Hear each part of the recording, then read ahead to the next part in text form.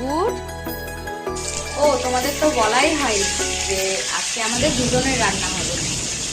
रिमझिम ये सावन के बरसाते ले आया है मौसम मोहब्बतों का खुद चल के आया है सारे शहर में सिर्फ हमको भिगाया है रिमझिम ये सावन फिर বাজে ওই बरसाते সোয়া 5টার মতো ले आया পান্তা है এখন উঠে গেল।